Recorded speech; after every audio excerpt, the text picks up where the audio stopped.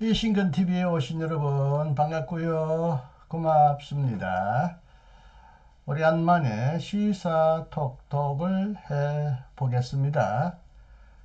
제목은 개신교인 극우 성향 인식조사입니다.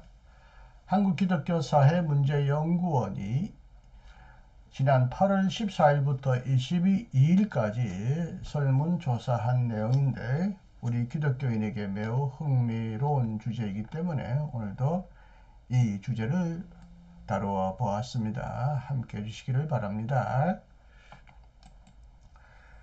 한국기독교사회문제연구원은 11일 서울 종로구 한국기독교회관에서 개신교인 극우 성향 인식조사 결과를 발표했습니다. 이번 조사는 지난달 14일부터 22일까지 만 18세 이상의 개신교인 2365명을 대상으로 온라인 설문을 진행한 것이라고 합니다. 극우란 무엇이냐? 극우는 극단적 보수가 아니라 기득권 불신을 바탕으로 권위적 리더십과 급진적 수단을 통해 사회 질서를 재편하려는 정치적 태도라고 이렇게 정의했습니다. 이 기준을 반영한 7개 항목에 모두 동의한 경우만 극우로 분류했다고 합니다.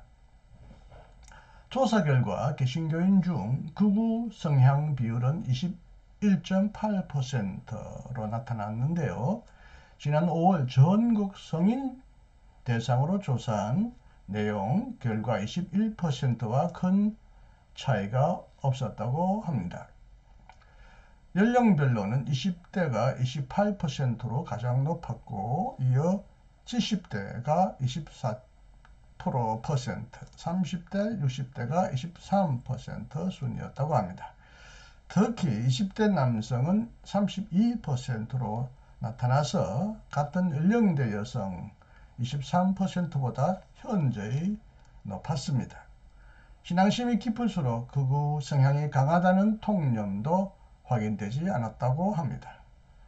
극우 개신교인 중 종교가 매우 중요하다는 응답은 23%이고요. 전혀 중요하지 않다는 응답은 27%로 종교 유무가 극우를 결정한다는 것이 아니라는 의미에서 의미 있는 차이가 없었다고 합니다. 극우 성향은 진보와 보수를 가리지 않는다는 결과도 나왔습니다. 권위적 리더십과 급진적 수단, 기득권 불신을 극우의 특징으로 볼 때 강력한 지도자가 필요하다는 응답은 진보층에서 83.1% 나왔고요. 보수층에서도 82.2%로 나와서 큰 차이가 없었다고 하고요. 급진적인 수단이 필요하다는 견해에 대해서는 진보도 65.4%이지만 보수도 비슷하게 60.5%로 나와서 차이가 없었고요. 기득권층 불신에 대해서는 진보가 78%, 보수가 73.2%로 나타나 여기도 의미 있는 차이가 없어서 유사한 수준으로 나타났군요. 정치 참여 양상에서는 비상계엄 사태 이후 윤석열 대통령 탄핵 찬성 집회 참여율이 12.6%, 반대 집회 참여율 7.6%보다 높았다고 합니다. 정광훈, 손현보 목사 등이 주도한 탄핵 반대 주장에 대해서는 전체 개신교인 60.7%가 정당하지 않다고 답했다고 하고요. 극우 성향 응답자 중에서도 27.3%가 동의, 즉 정당하지 않다고 응답했다고 합니다. 비상계엄 탄핵 전국 이후 개신교 신뢰도가 낮아졌다는 응답은 61.8%에 달했다고 하네요. 극우 성향 개신교인 중 절반 이상 50.5% 이상도 개신교 신뢰도의 하락을 인정했다고 합니다. 교회 내 정치적인 극단주의가 심각하다는 응답은 50.8%, 반을 조금 넘었네요. 대선 시기 정치적 양극화를 경험했다는 응답도 50.6%로 조금 반을 넘어선 결과로 집계되었네요. 이제 말로 설명을 드렸는데 이제 도표를 보면서 설명을 드릴까 합니다. 연령별, 성별에 따른 극우 성향 분포를 보니까 특이하게도 나이 많으신 분만이 아니라 젊은 사람 20, 30대도 극우 성향을 많이 보였네요. 가장 많이 보이는 세대는 20대이고요. 그 다음에 70대, 그 다음에 30대 이렇게 나타나는데요. 왜 이렇게 젊은 사람 20, 30대와 나이 드신 60대, 70대가 비교적 높은 극우 성향을 보일까요?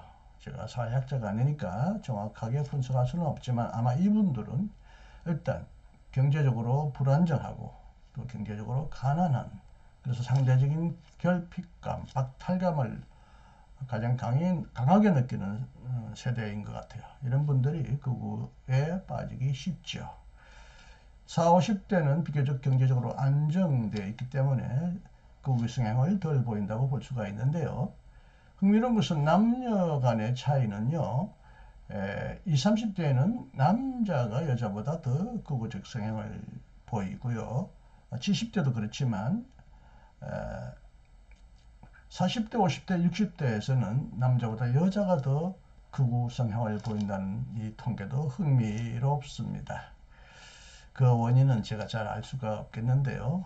어쨌든 좌우간에 비교적 상대적 박탈감을 느끼고 실직하시거나 여러 가지 우울하신 분들, 이런 분들이 심리적으로 극우 집단에 잘 휩쓸리지 않나 싶은 생각이 들어서 우, 좌, 다 뭐 우리가 서로 인정해야 되지만 극단적인 성향, 극우나 극좌는 우리가 바람직하지 않다고 볼 때 이 두 20, 30대와 60, 70대가 처한 경제적, 심리적 상황을 잘 고려하여 정책을 세워야 하겠고, 교회도 이것을 잘 의미 있게 살펴봐야 하지 않겠나 생각이 듭니다.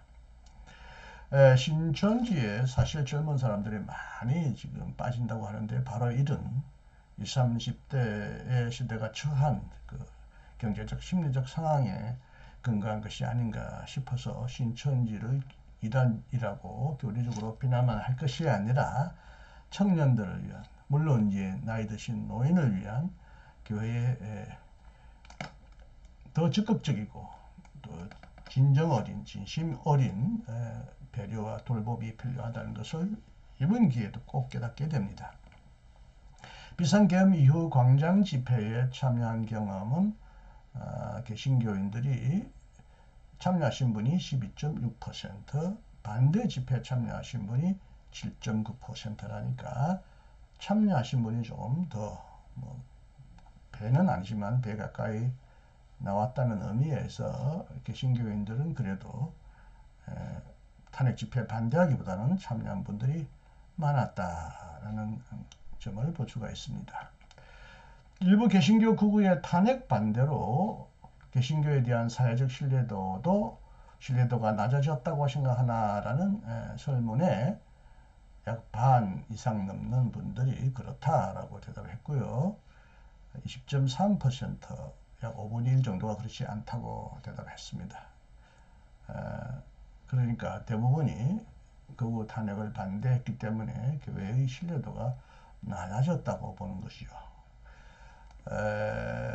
헌법재판소 재판이 나오기 전에도 그렇겠지만 일단 만장일치로 탄핵이 결의되었기 때문에 특히 교회가 탄핵 반대 집회를 주도하는 어떤 그 중에 뭐 한 20% 정도 있겠지만 손현보 전광훈 목사를 비롯한 사람들이 탄핵을 극렬하게 반대한 것이 교회의 사회적 신뢰도를 낮추게 했다고 하는 통계를 볼 수가 있습니다.